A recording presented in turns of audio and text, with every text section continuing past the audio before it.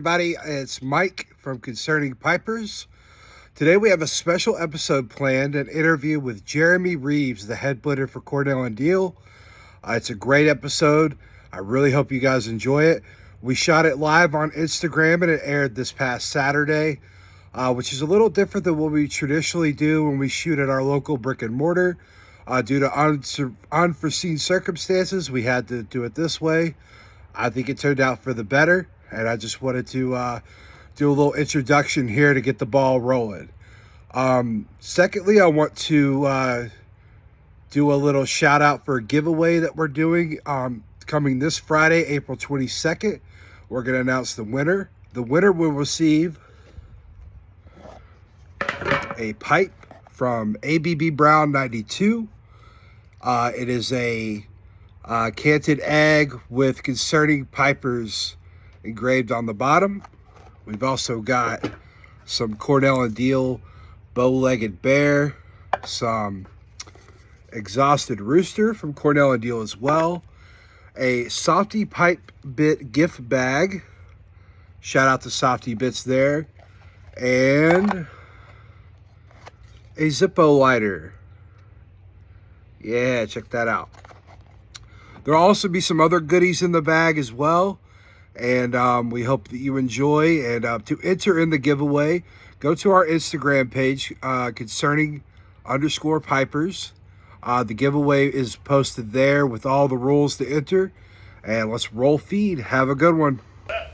Mr. Reeves. Good, how are you? How are you tonight? Yeah, thanks. Doing well. We're glad you're here. We originally had planned to do it at, like we normally do, we shoot it at brick and mortar, but like, Jump was, hang on just one second here, we're going to get Anthony in here.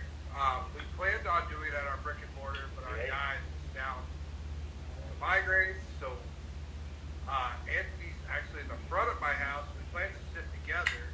That gave us bad feedback, so he's in the front of the house, I'm in the back of the house. Gotcha. We're here. Well, we're glad you're here, and we're going to do a little introduction here. This is Concerning Pipers, a podcast concerning all things pipes and tobacco. I'm Mike. Anthony. That's Anthony.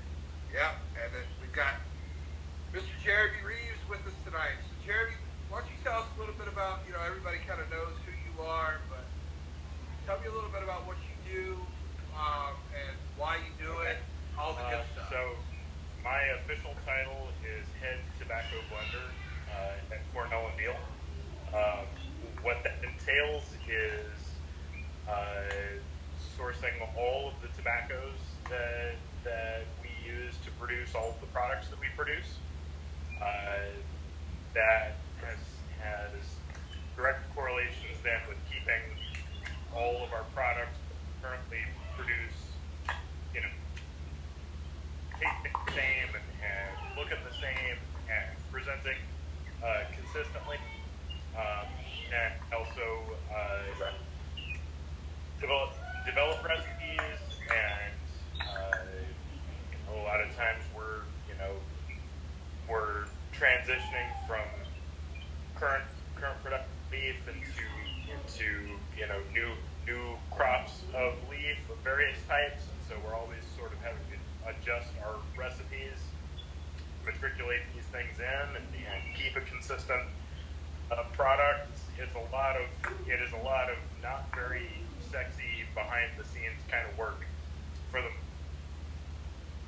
A lot of red tape, I imagine.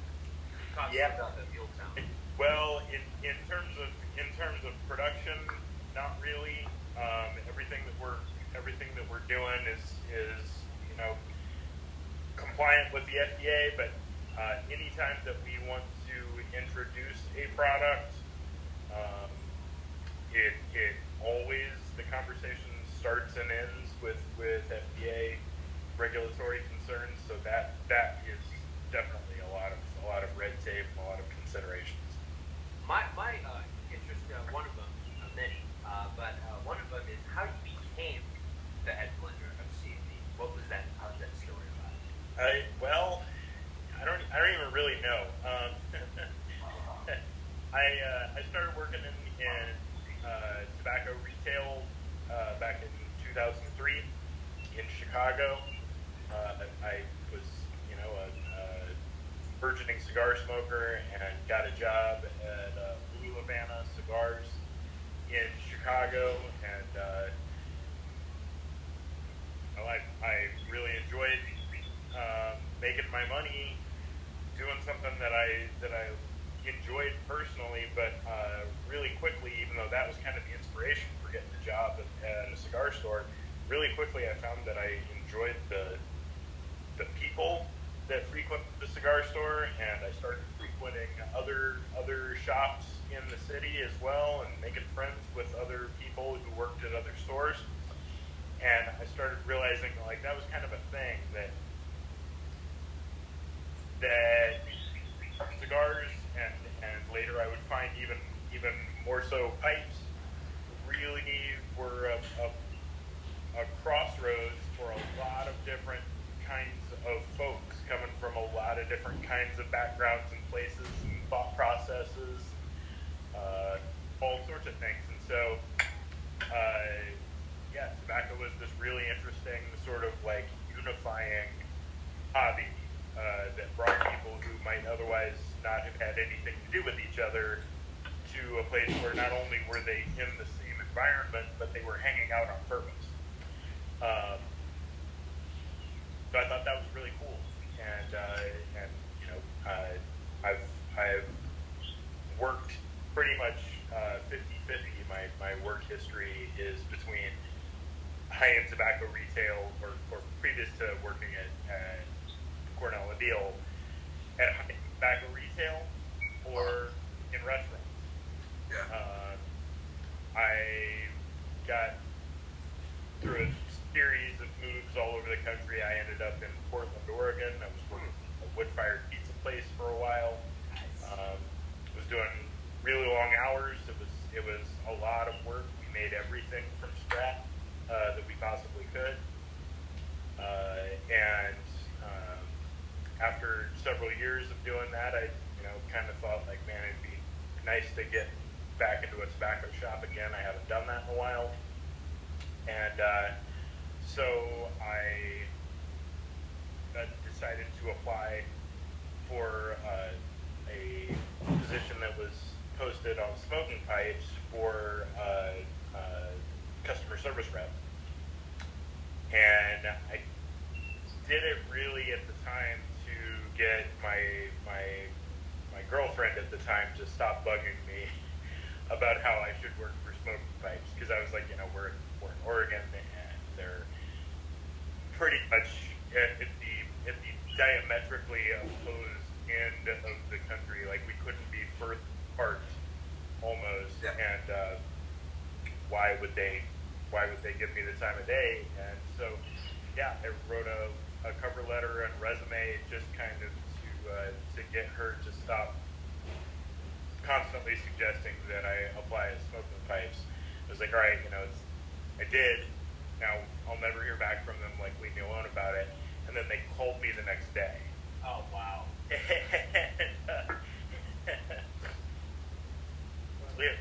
So It's meant to be. So I ended up flying across the country and doing interviews and stuff with them for 3 days.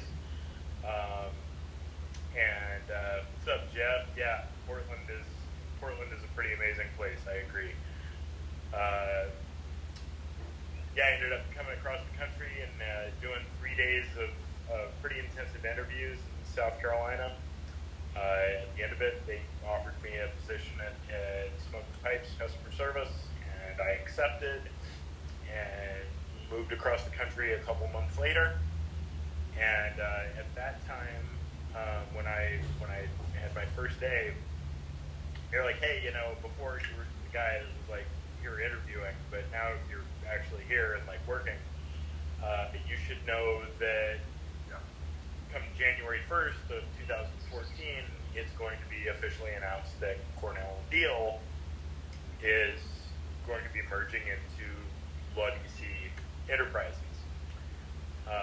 And they knew from my customer history at Smoking Pipes, as well as from my 3-day interviews, where pretty much I only smoked Cornell and Diehl self-produced product, that I was a big C&D dude and had been for a long time.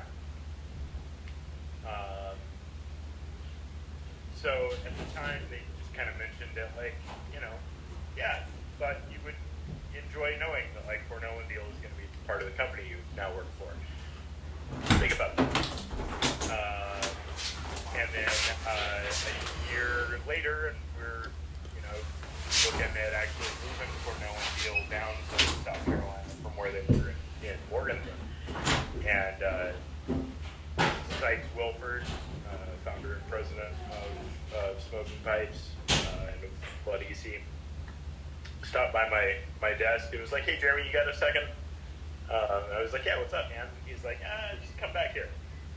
So I, follow him back to this conference room, and he shuts the door behind me, and I sit down, and my manager, Joshua Burgess, is sitting there, and Chris Tarler, Craig Tarler's son, Craig Tarler being the founder of Cornell and Diehl. And I sat down and was like, "What's up, guys?" And Sykes was like, "So, Jeremy, how would you like to work at Cornell and Diehl?"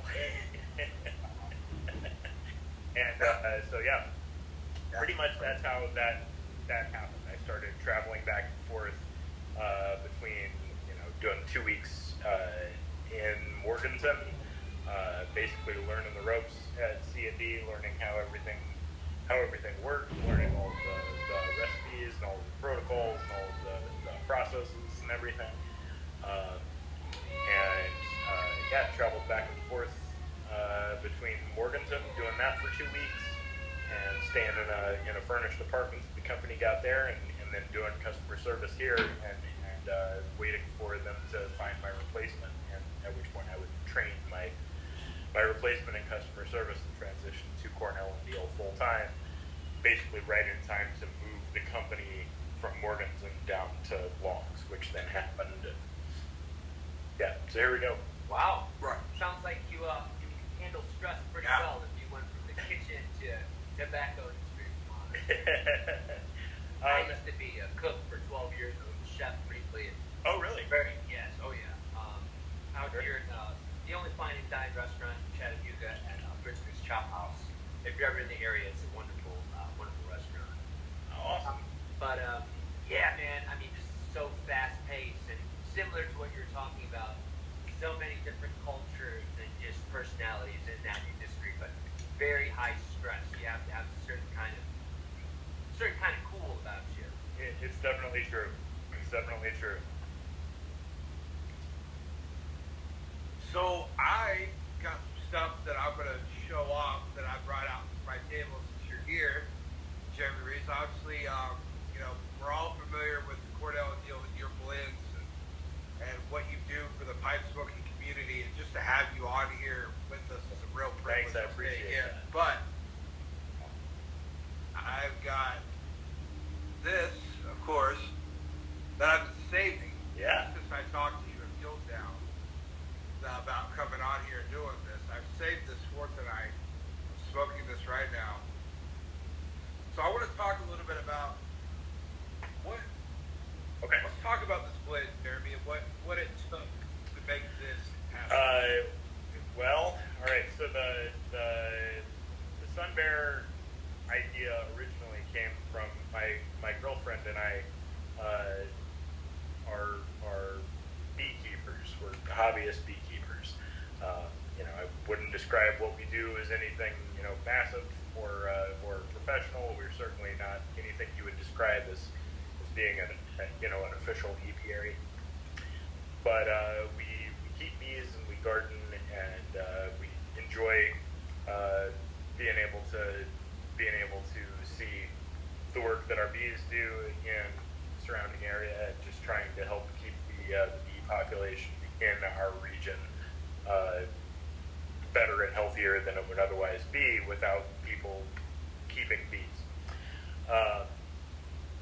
So the idea for Sun Bear was basically like, we use honey as a casing in the tobacco industry, and Cornell and Diehl uses honey in some blends, but that's a pretty typical traditional honey is a pretty typical casing ingredient in tobacco generally, but like it would be pretty cool to put together a blend that actually showcased the flavor profile of a particular beekeeper's honey, and I have access to a particular beekeeper's honey, being that beekeeper. So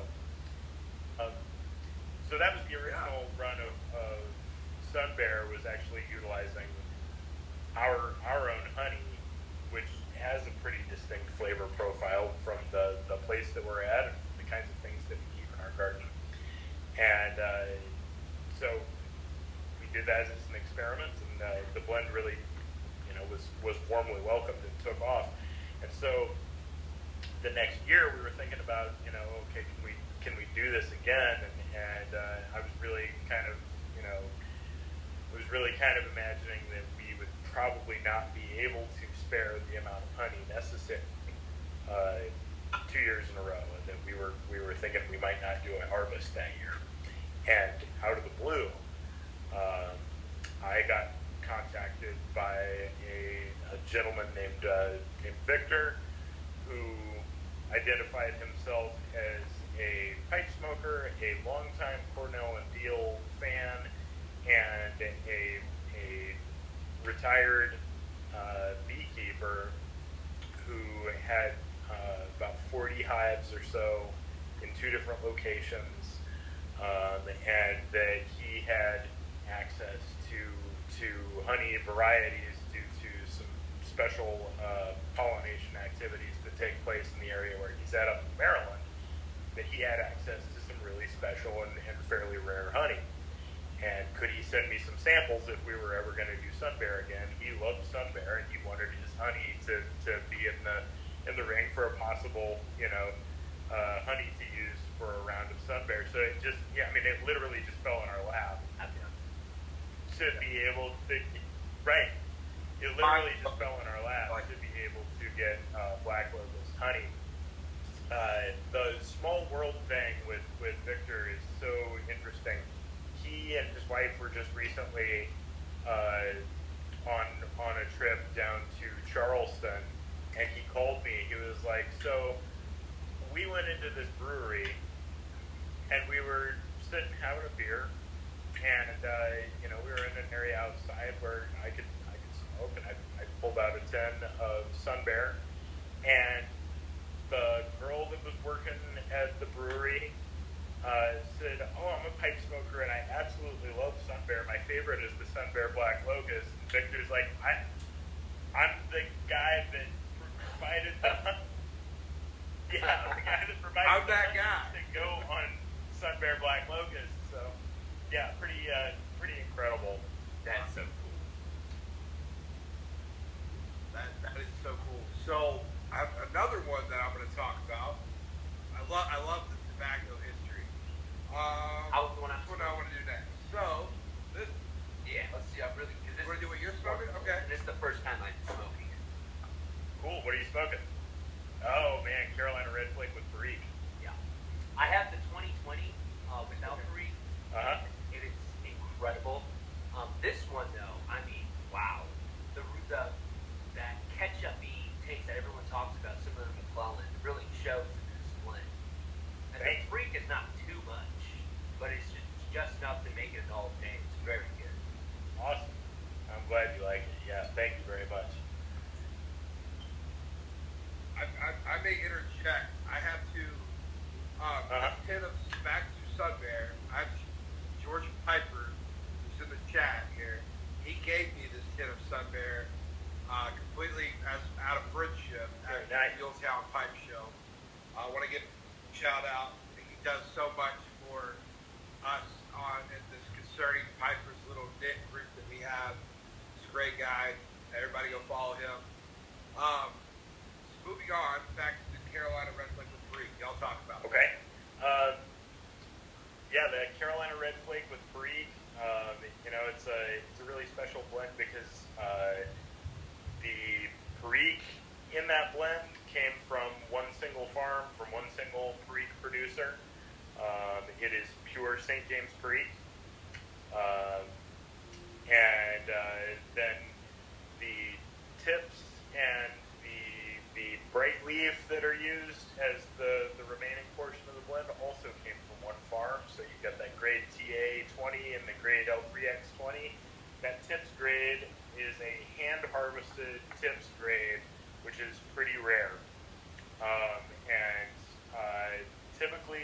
you're talking about tips, you're talking about like the top 2 or 3 leaves of the plant.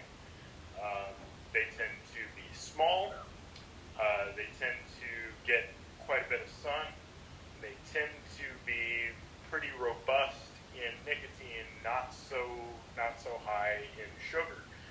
What makes these tips particularly interesting was that they had a relatively high sugar content and a more moderate nicotine content than I would typically expect in tips. And yeah, at 13.5%, it's not the highest sugar rating that I've ever seen. You know, a Bright Virginia can have 30% sugar, but a deeper, heavier leaf typically doesn't have over like 10 or 12% sugar, and so 13.5 was an impressive number for a relatively red and mature leaf. So I wanted to use that. The L3X is a really, really nice lower stock position, you know, mid stock position, nice, rich, sweet leaf that came from the same farm, came from the same crop, just harvested at a different time. And so yeah, that's kind of the makeup of that blend. And I just wanted something that would be an easygoing smoke, something that wasn't too over the top with any one thing, that was really nice and balanced, but that showcased how really nice tobacco could be just from last year's crop. Which, when that was released in 21, we're talking about 2020 Greek and 2020 Red and Bright Virginia. So, yeah, that was kind of the idea there, was just to showcase that it doesn't take age to be able to produce a nice and complex and easy smoking blend. So, with all that high sugar content, it's amazing because my understanding, I'm just Joe Schmo. I like to blend at home a lot. Sure. Yeah. Obviously not on any scale you are, but my understanding of my deep research that I do, the higher sugar content, more susceptibility to have tongue bite. Is there any truth to that? That is definitely true. You know, I think that when you're talking about higher sugar content that is going to lead to tongue bite, you're talking about something typically that is still going to be higher than that 13.5%. That's not. I wouldn't be scared of it. You know, a Canadian Bright Virginia with 36% sugar or 32% sugar. That's an extremely high sugar rating. That if you don't add some other basic leaf, you know, if you don't add some burley there, if you don't at least add some nice dark nicotine laden Red Virginia, smoking that 32 or 36% Canadian Bright leaf, that will definitely bite you. Because that sugar acts as an accelerant. Right. And because Virginia is a naturally acidic chemical makeup. And so yeah, those two things together can definitely lead to a little bit of a tongue bite issue. But at 13.5% on the red, which makes up the majority of it, and you're not too much higher than that on the bright. It's about 17.5%, I think, on that L3X. It's more moderate in sugar, and then the Perique basically is bringing in a more alkaline to the whole thing. So it's a balanced smoke because of the way that the chemicals in the tobaccos that are used balance. I've got just interject. Jay Bourbon is in the house. Everybody knows Jay. Jay wants to know how Carolina Red Flake with Perique compares to Bayou Morning. Bayou Morning Flake is heavier-handed on the Perique. The Red Virginia and Bright Virginia components are different. So in Carolina Red Flake with Perique, you've got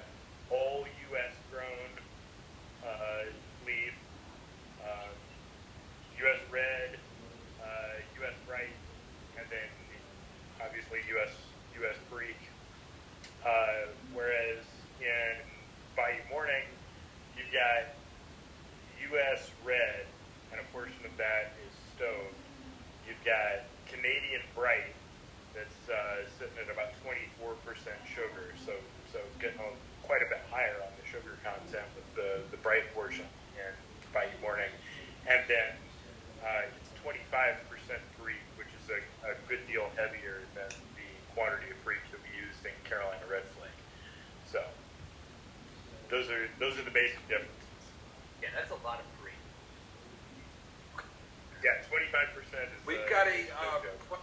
I use 18 in my home blend, which is simple 25% Navy 400 flake and then 20% salt lift with 30-something percent Stowe Virginia, then 18% Barrique, and that's a lot of Barrique.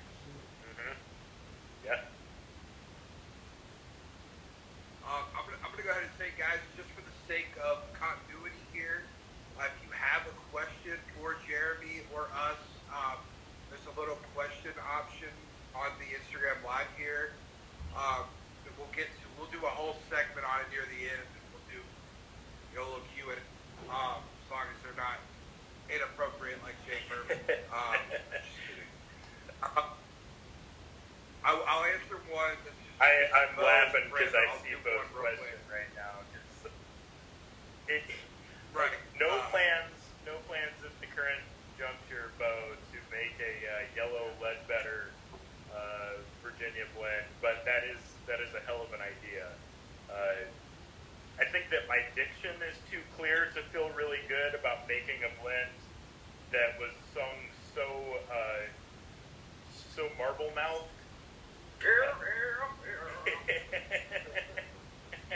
I will have to think about that blend. Maybe after a trip to the dentist or something, where my speech is a little more garbled. There you go. I have a question, and then we'll get back to it. Have you ever come across a blend that tastes just like a cinnamon roll? Yes. He's been on this for a while. I love. Okay. You're looking for the Cinnabon blend. Yeah. I'm looking for something because I can't really have one. Oh, okay. I'm trying to do keto, Right. but I can get it in my tobacco, right? So give me something that'll take me there with my coffee. Man, off the top of my head, I don't. Now, I do think that there is an interesting kind of cinnamon sort of flavor that I get from. Oh goodness! Now, what blend was I? Mad Fiddler Flake. My goodness, where did that? It just disappeared out of my head for a second. Yeah, I do get a cinnamon note from Mad Fiddler Flake. There's not any cinnamon in the blend at all. It's just the way that the tobaccos come together. But other than that, I can't think of one that reminds me of a cinnamon roll. Why? Do you have one? No, so I mean, if you create one, I'll go ahead and take my. All right. Food for thought, Jeremy. Yeah, Jay Furman, I know it's not keto. Like I said, I obviously can't have one in real life. So let's get back to what I have planned to talk about. So I want to talk a little bit about your partnership with Wadisi. You mentioned it kind of before. But I have here Disto. Disto that just recently came out, and I want to talk. I want to hear what your thoughts are about how this came to be, and that partnership and that line of tobacco that you guys. So Cornell and Diehl is owned by Wadisi Enterprises, which is the corporate entity that is SmokingPipes.com, Wadisi Distribution Group, Peterson Pipe Factory, and Cornell and Diehl. So that the ability, what's that? The Godfather pipe smoke. That's right. They're the Godfather of pipe smoke. That Cornell and Diehl has now with Smoking Pipes is that we're part of the same company.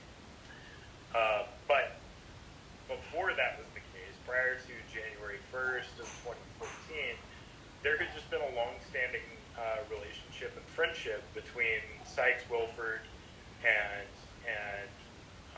Craig Tarler and Patty Tarler, and they enjoyed one another's company. They enjoyed one another's camaraderie in the tobacco industry. Smoking Pipes carried a lot of Cornell and Diehl products. Cornell and Diehl basically owed a lot of their success to their ability to sell tobacco online, and Smoking Pipes was a big part of that. And over the years, there had been talk from time to time between Craig and Patty and Sykes about the possibility of merging the two companies. But every time that they would consider it or kind of look into it, for one reason or another, it just didn't seem like the right time. In 2012, unfortunately, Craig passed away after a long bout with illness. And when he passed, Tarler family approached Sykes and said, we've talked about this on and off over the years, but I think that now is the time that we really need to look at can there be some business relationship, some business partnership between us, because without that, basically Cornell and Diehl wouldn't be able to continue. And so yeah, it took about a year of negotiations and getting everything kind of planned out, but it was made official January 1st of 2014. And as it turned out, I started at Smoking Pipes in the customer service department in November of 2013, so just right before that all happened. Yeah, so this has kind of been in the works since. Well, kind of so the Low Country Tobaccos existed back in 2007. Craig and Sykes and Tony got together and put together this idea of some blends that were specifically for Low Country Pipe and Cigar, which is Smoking Pipes' physical brick and mortar location in Little River, South Carolina, just right up the street from us. So Sykes wanted Low Country to have their own line of tobaccos. He and his VP Tony and Craig Tarler basically worked on putting together these blends that would then be, named after and inspired by, to one degree or another, bodies of water in South Carolina. So Waccamaw, Santee, Black, Cooper, these were all available, have been available since 2007. My first blend that I created after we relocated to South Carolina from Morganton was actually Gwendolyn's. That was my first addition to the Low Country tobacco line, and that was done in 2015. It is a Red Virginia and cigar leaf blend. But there's Oriental, and there's a couple of different kinds of cap addition there. It's a very complex one. But yeah, most of those tobaccos have been around since 2007. We hadn't added anything new in some time, and there wasn't a straight Virginia plate, and so I thought that Edisto was a good addition just to round out the line. So I found a really nice grade of leaf, and yeah. So I find it similar to me, kind of Carolina Red Plate. It's in that same vein. Almost. Okay. Yeah, it's kind of like you're. So guys, if you're looking for a Carolina Red Plate, you can't get. You can get this at SmokingPipes.com. It's not sold out. It kind of comes and goes, but yeah, it's definitely got that, like Jeremy said, in the house. And right? it's just one grade of leaf It's a single grade of mahogany and red. Um, it's got a moderate sugar content. It's got a nice full nicotine content, sitting right just under 4%, which is not too shabby. Yeah, I think smoke's great now. I think it's going to age really nicely. So I plan to do with it. I'm planning to Nice. take it to cellar and forget Very cool. about it. So, the last one I'm going to talk about, and then I'm going to let Anthony take over. Anthony is our resident up the road blender, and it's always nice to have a pocket blender friend that can mix something up for you on the fly. So he's been so looking forward, as have I, but he's been so looking forward to this one-on-one. So I want to make sure that happens before we take up all night. This is the last one we're going to talk about. This is the 2022 State Burley, and I want to know about the differences between last year's and this year's. What sets this apart? As you probably have gotten some feedback, everybody's kind of saying that this one was Yeah, a lot better. of people seem to prefer perhaps. the 2022. I personally don't find them that drastically different. The recipe really didn't change much, except that the bright leaf is 2 years younger, and the white burley is 1 year older, or from 1 year previous to the grade of white burley from the previous batch. But smoked side by side, the 2014 white burley and the 2015 white burley just straight they're not exactly the same, but they're pretty damn close. Yeah. Well, you hear it here first. I taste buds. I do find that the blends have slightly different character, but I don't personally think the character difference is as drastic as some seem to think, which that is perfectly fine. We taste different things, and that's part of the fun of all this. Yep. Yeah. I know people that smoke Captain Black grape religiously. Right. Kidding. I don't know anyone who does that.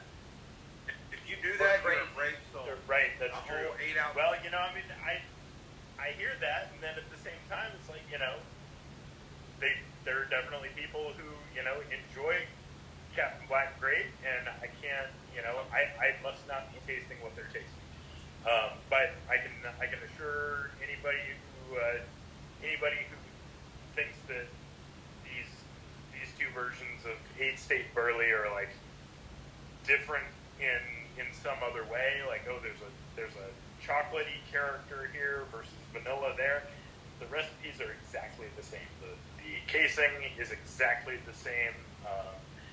That's kind of one of the things with the FDA is we don't really get to, once we make a blend, we don't really get to change anything, except they understand that we're going to run out of this leaf, and that it's an agricultural product where you have to swap in a different leaf. And so that's really all we've done is we're out of the 2017 Canadian Bright. We used 2019 Canadian Bright. We're out of the 2015 White Burley, and I found a lot that was had very similar chemistries, that just happened to be a year older, and color and flavor profile were really, really similar. And so those are the two things that changed. Everything else remains the same. Last year I thought it was interesting. A lot of people felt like that blend was aromatic. This year that doesn't seem to be a thing people think, but we put the exact same sauce on both blends in the exact same proportions. We have to. The FDA has all of our recipes. We have to do what they tell us to do to be able to be part of the market. Yeah. To me, the old blend. Okay. What's that? To me, the old State Burley, because I haven't had the new one, tasted like. Now I'm a huge Burley lover, and I love stuff from OTC kind of reminded me of a old OTC with a little more oomph behind it. Sure. Yep. A little less topping, if you will. More natural. Gotcha. Very cool. Yeah, I mean, I guess the one tobacco component that obviously is the same in both of these that we haven't really talked about in 2005 Orientals, which that's a rare thing to be able to work with. We thankfully have a fair supply of 2005 and 2006 Orientals that are varietals that you just can't get anymore. So we were able to use those in that blend, Black Sea Sokum and Samson and some very, very nice Catarini from that time period. Doug, when I see your question in there, we're gonna promise we're gonna get the questions. I'm just trying to keep it, and I don't want to, Jeremy. Of course, I know you probably got plans tonight. I don't want to take up your whole night. I'm gonna try to obviously get this all in there. I think I'm ready for you guys to talk shop. So, smoke my pipe, Anthony. You've got stuff that you've been wanting to talk to Jeremy about probably your whole life. So, my whole pipe smoking career, 3 years. Kind of a rookie, but when I first got into it, I went straight into the blending thing. But I could do this, I was a chef, and I fancied myself with a, pretty good palate. Sure. So I started playing around, and I made a lot of garbage. Started doing research, made more garbage, and then started doing more research, slowed down a little bit, started doing better stuff, started sending out to friends. Oh, it's pretty good. And then started sending out more. My biggest mistake, I think, at first, like, I try to go right off the bat and buy, say, stuff from your line, like the plain red Virginia, or stuff like that, and then try to case it already, which is already cased, or top it, it's already topped. My question to you, now I found some hacks in this, like using a microwave to case, to steam it, make sure that the liquid is hot before you do it. I think the biggest mistake is trying to get a cold solution, spraying it on cold leaf. Doesn't really do anything, and I learned that the hard way. Also, the difference between stoved and Cavendish is what I just learned. It's pretty small, but correct me if I'm wrong, but it's the steam, right? That's like the only difference. Yeah, that's right. Typically, stoved refers to a dry heat application, whereas Cavendish is pressure and steam along with heat. Okay. So, with all that, I'm in recovery. I don't drink. So 3 years, been clean. So I don't really mess with the alcohol. Now, Gotcha. Understanding, By the way. thank you. When you pop or case anything, the best thing to do is use alcohol. Sure. That's what I've heard. So, but I've been playing around with distilled water, like apple cider vinegar. I talked to a blender. I'm not going to mention his name, but he's pretty up there because I haven't asked him to use his name, so I'm not going to. But he told me that, which I thought was crazy, the higher the pH, it like brings the acidity down. Is there any validity to that, or? Yes. So high pH is basic. Low pH is acidic. Okay. Wow, that's pretty. The human body is like that. Right. So yeah, if you're dealing with an acidic leaf, you're maybe at a pH of 4 or 3. If you're dealing with a basic leaf, you're dealing with a pH of 5 or more. So I have a recipe that I do. I call Ghibli Celery, and it's salt lift Virginia slices, stove Virginia, and your red Virginia with a little mix between that and then the 515 RC something. I always like using that as a condiment. It's really vinegary. But what I do with your red Virginia, I take honey, distilled water, and apple cider vinegar, and I get it to a boil. I microwave the red Virginia, and then I put it on there to kind of cool it down a little bit, and then I mix it with a little bit of Latakia, Greek, very low amount of Latakia because I don't like a lot of Latakia, but I do like it as condiment. Sure. So it turned out really well. question to you. For the viewers watching that don't blend or anything like that, can you give us a little DIY, maybe, like a little recipe to try, or a little casing or topping? Well, I don't typically use a lot of casings. In fact, the handful of products that we use casings on,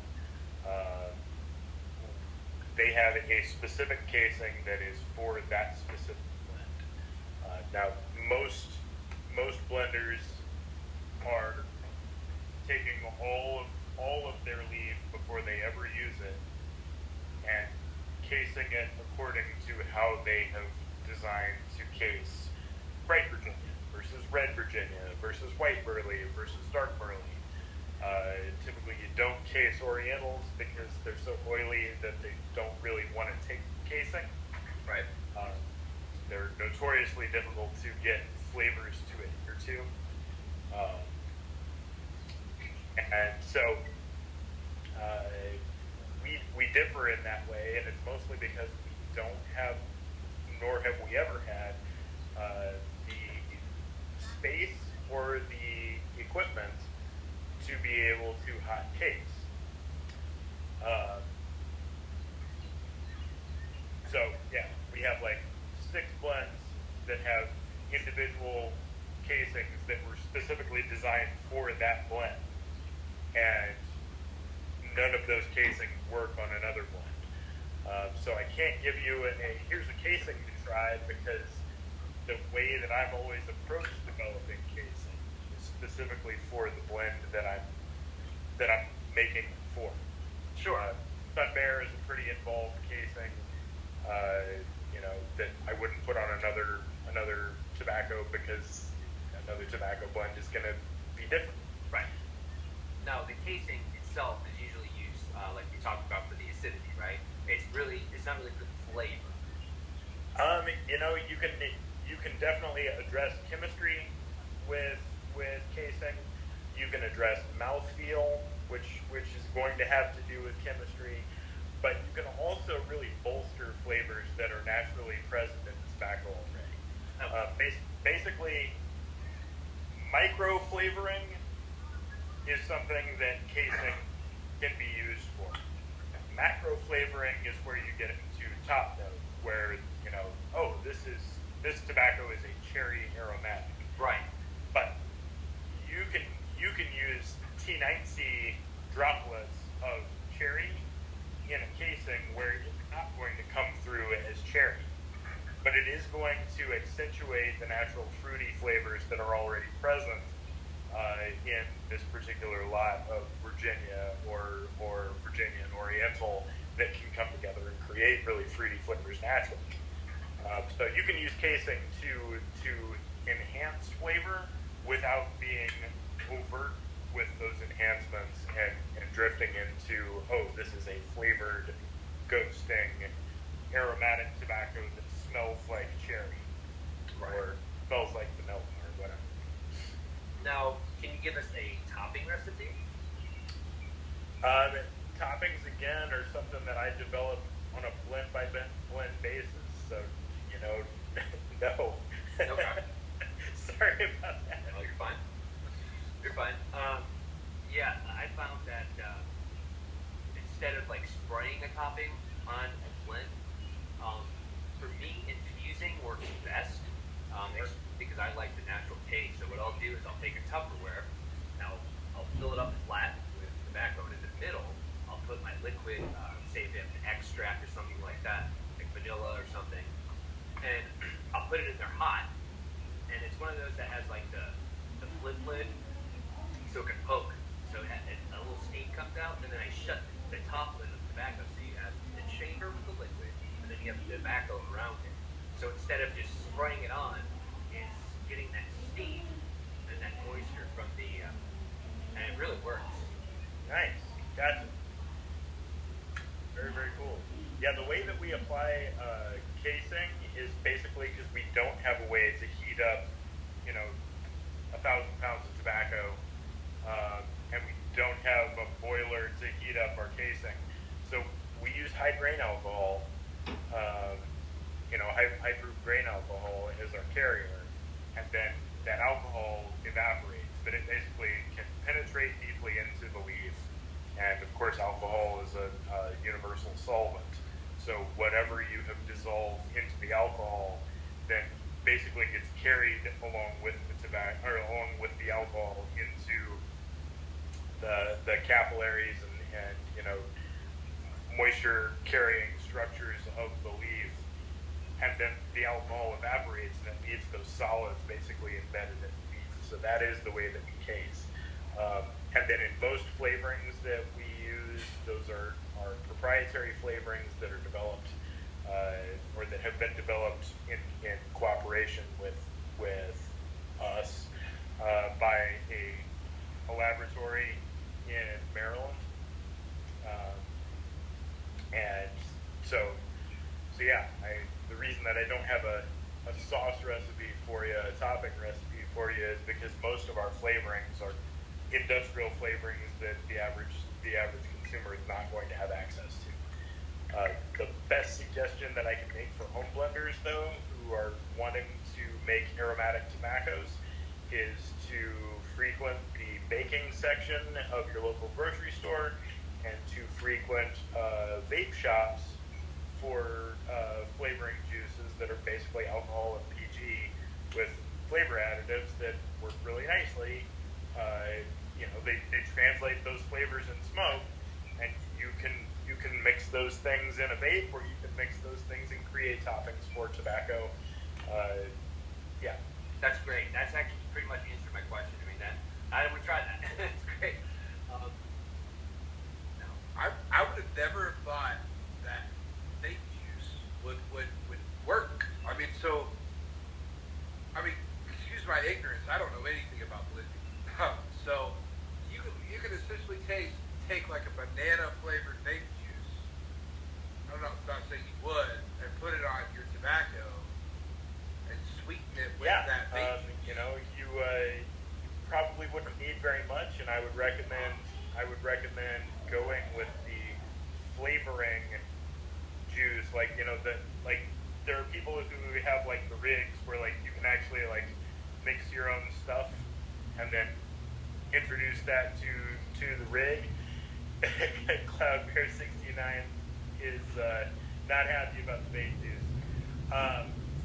Right, the flavoring. That's what I'm saying right now. Not the stuff. Yeah, that right. you can That's why you just want the flavorings that would be used in vape juice. Like the extracts. That's right. Yeah. That's right. And I go to Joanne.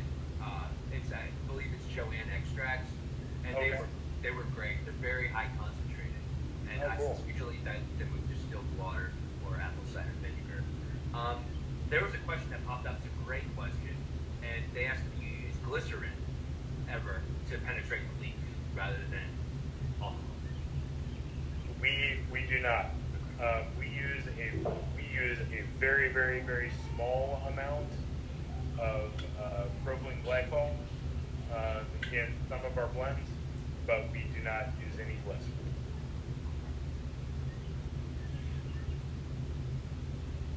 wow. I mean, yeah, let's see who. Wooten says he feels like a kid on a field trip. I mean, the thing is, like, it's the amount of knowledge and experience you have, Jeremy.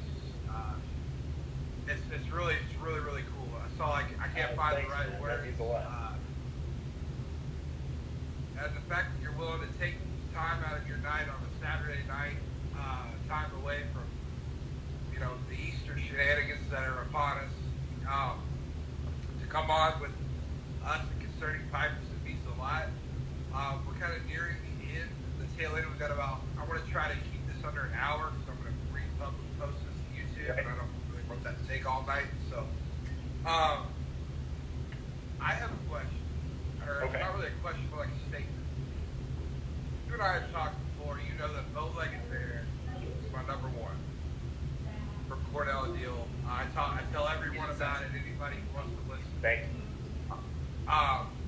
That's just like Mike Murphy's obsessed with Sunset Harbor Play. I'm obsessed with bow-legged bear. I can't get enough of it. What is it in it? What I mean, I know it's a burly forward crumble cake. I get, but how did that magic happen? In Bow-Legged Bear, I wasn't there. Yeah, I don't actually know how that blend came to be, other than I know that it was a blend that Craig came up with. But I don't know when it was developed. It is a great one. Thank you. Yeah, it is a really good blend. I remember smoking Bow-Legged Bear for the first time. I think it was 2006.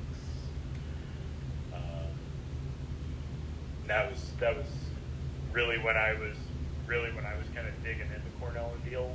I smoked Autumn Evening, Right. I smoked Bow-Legged Bear, I smoked Elegant Emu, Opening Night, Manhattan Noon. All of those blends right around that same time period. But as far as how it came together, I wasn't there for it. I was before my time. I know that it's a blend that Craig. Yeah. Gotcha. So along that line, I have Exhausted Rooster here, fat old jar of it. This is another favorite of mine, and this is a Virginia Barrique from, obviously Cornell and Diehl. I believe it was blended for the Chicagoland Pipe Show. Is this? It's not. This one yours, Jeremy? No, that blend was developed by a man who used to work at C&D, Keith Tony. Yep. Okay. Well, it's good to get some history behind what we put in our pipes. I got just one thing I want to say. Is, So, no, go ahead. So I've been smoking a lot of Sunday Picnic. It was gifted me by someone that didn't really enjoy it at first, and I had a fresh tin of it a few months ago, and it was good. It was really good. It was a little sharp, but it was good. But this particular tin that was given to me had 10 years of age on it. I mean, there was crystals from the sugar rising up in it. I can't get enough of it. Were you a part of that one? No, I was not. So that's another of the blends that Craig came up with. But yeah, I love something. That one in Big and Berkeley. You had a part of Big and Berkeley, right? No, sir. No, it's another old Cornell and Diehl. Okay. Those two are like my go-tos right now. Awesome. That's great. Yeah. The only role that I have in any of those older blends, which the vast majority of our blends, I did not develop. Okay. The leaf that we use to produce everything, I find. So that's the responsibility that I have to any of those blends, is that I'm sourcing the tobacco that we're using, but those recipes are not mine. No. Wow. So two things, and then we'll kind of get to the Q&A and wrap this up. I think I've noticed that you've come on to Cornell and Diehl. I mean, just the boost in sales. The limited blends obviously bring a new spin to the tobacco that you guys come out with. But I mean, you want to talk about that? What sales growth have you seen since you started? Well, Cornell and Diehl. So the only data that we really have to track, because prior to 2014, Cornell and Diehl was not owned by Laudisi. So really, we don't have trackable data before 2014. We're very much trackable data. Right. But as far as once Laudisi took over, we really started, meticulously keeping track of how many pounds of finished product we produced year on year. And tracking sales data and things like that much more meticulously, because Laudisi is a data-driven business, data-driven corporation. You're right. So I can say that in 2014, we produced less than 20,000 pounds of finished product. That was our first year under Laudisi ownership, And so all of our 2-ounce tins, 8-ounce tins, 100-gram tins, all the products that we produced amounted to less than 20,000 pounds. We finished out last year with well over 80,000 pounds in finished product. So, yeah, it has been That's it has so. a lot of growth at that sort of pace. You know, say that again. That's a great way to measure it. I mean, no, that's 80,000 pounds. That's right. Yeah, so that's finished press. You guys smoke a hell of a lot of tobacco. Everybody watching, you guys smoke a lot of tobacco. My last question, and I want you to answer this honestly, Jeremy. This is coming back. Is Sun Bear coming back? Yes. It's coming back. It is not going to be Black Locust. But yes, Sun Bear, a new version of Sun Bear will be coming out. Excellent. All right, that's what I wanted to know. Let's get to the Q&A and knock that out. We've got 4 in here.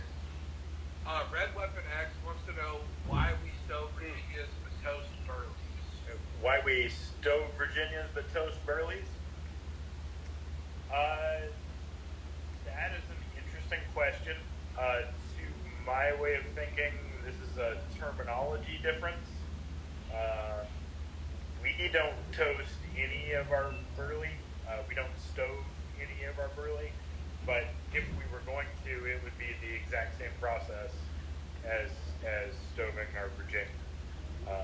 Basically, we have flat pans and we have an oven, and we lay out thin layers of either leaf or ribbon on the flat pans, and we put them in the oven and allow them to toast. And then when they come out, they get sprayed, misted with some moisture just to prevent them from crumbling to dust. And they're allowed to cool down. But that toasting or stoving, to our way of thinking, would not be different if it was a burley tobacco. We just don't do that. Moving on. So if I don't like Latakia, should I stay away from Orientals also? I can kind of answer that too. I mean, really it's all preference, I think. I mean, with Orientals, to me, aren't going to really interact with your palate as much. I mean, I don't know, Anthony, Jeremy, what do you guys think? I mean, I think Oriental is a pretty engaging leaf. I really enjoy smoking Oriental straight. Latakia is an Oriental, but it is an Oriental that has been fire cured for between 5 and 6 months. So if you don't like Latakia, that doesn't necessarily mean you don't like Oriental. That means that you don't like the heavy, overt, smoky, leathery, campfirey flavor profile that Latakia has, because it has been fire cured. And fire cured so intensely. 5 to 6 months of a continuously smoldering fire, producing smoke that is adhering to that leaf is really overt.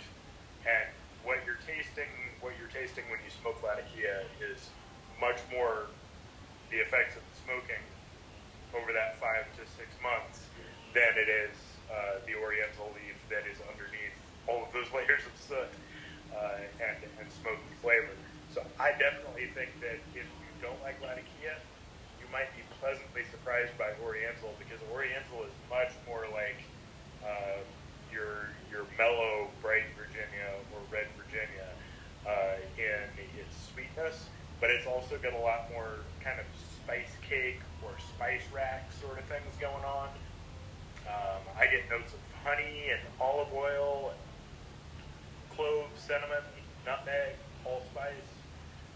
So yeah, just because you don't like Latakia, I wouldn't say that means you're not going to like Oriental. Sunday Picnic is one to try. Heavy on Izmir. And I love his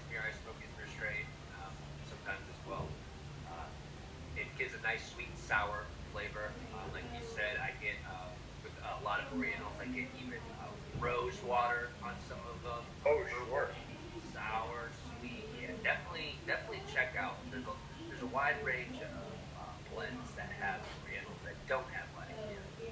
Yep, Sun Bear. Yep, Sun Bear. So another question we have is Heritage Pipe Club wants to know when small batch on Swan.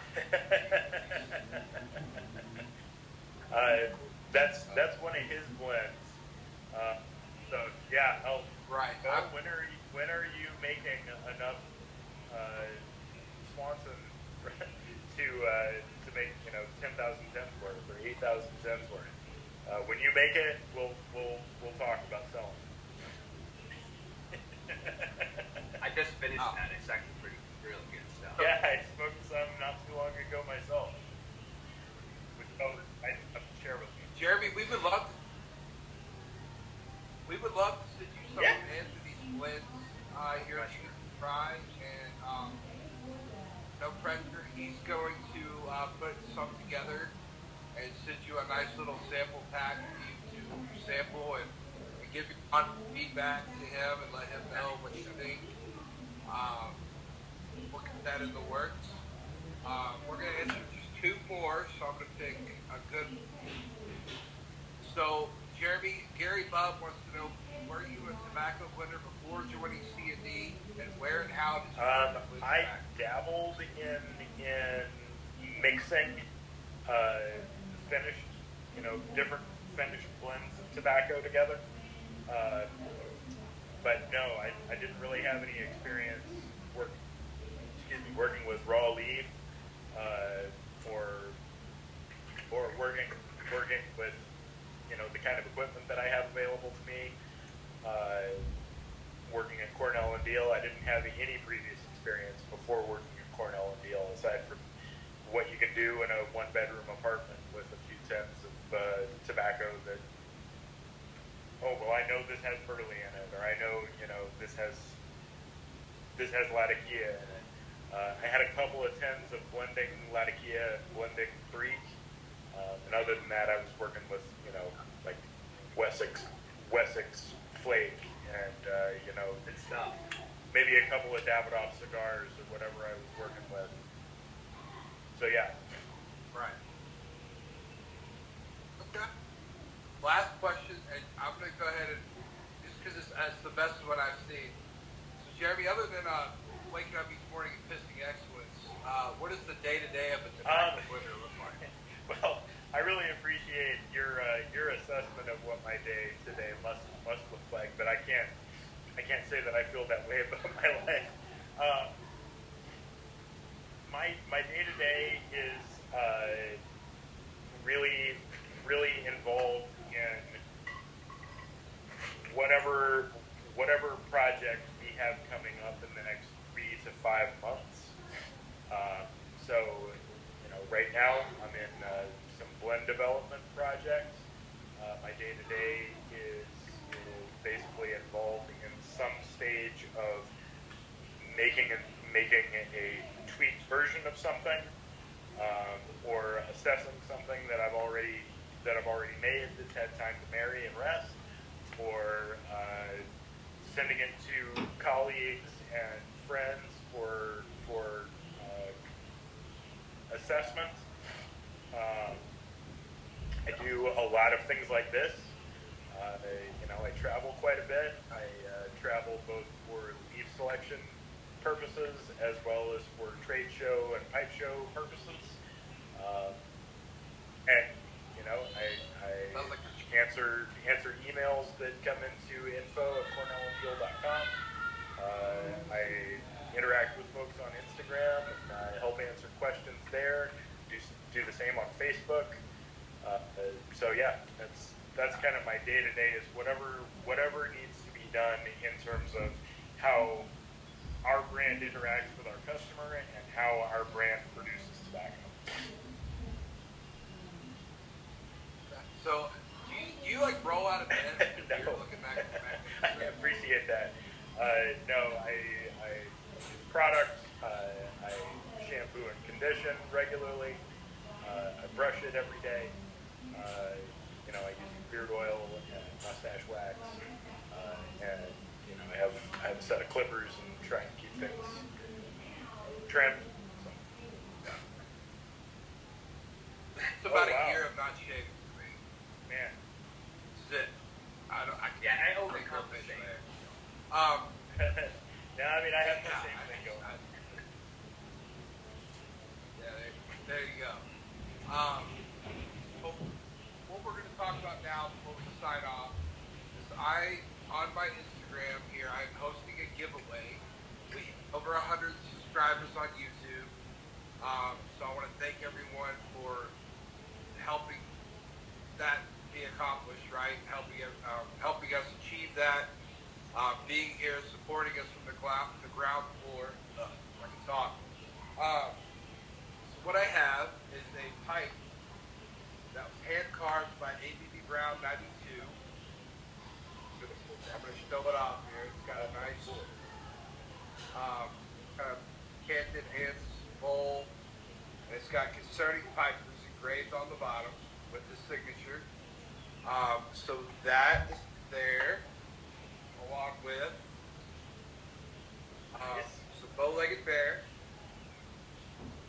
some exhausted rooster. Let's see, fishing everything out. Zippo pipe liner, pipe insert. Brand new. And a Softy Bit gift bag. Various Softy Bits will sponsor our podcast. Shout out to McQueen Pipes as well. We're going to be doing another giveaway with them in the near future. They sponsor our show as well. Go to www.mcqueenpipes.com. Use code Concerning Pipers, all caps, 50% off the next order. Okay. That's about it. I'm gonna, Jeremy, do you have any closing thoughts or questions? No, just thanks so much for having me on. It's been really cool. Yeah, the pleasure is ours, honestly. We're overjoyed that you were patient with us while we worked out the kinks tonight. Like I said, we really would have liked to have done this at our brick and mortar with Jump, who you met at Neiltown. Sorry to hear that. Weather tonight. Yeah, he's just got a migraine. He just wasn't feeling up for. But I really enjoyed the way this went down with the Instagram. And I think this is going to be a smooth transition. We're going to post it on YouTube and give the YTPC some love and all of that good stuff. And we hope the love is reciprocated as always. Shout out to everybody who joined in the chat. If I couldn't get to your question, I do apologize, but feel free to shoot Jeremy any questions you may have. Say for me, if you want to shoot me a message or DM about anything pipe related, I'll be happy to help any way I can. But we're going to close it out. I appreciate everybody coming in here. And thanks so much, guys. Thank everybody for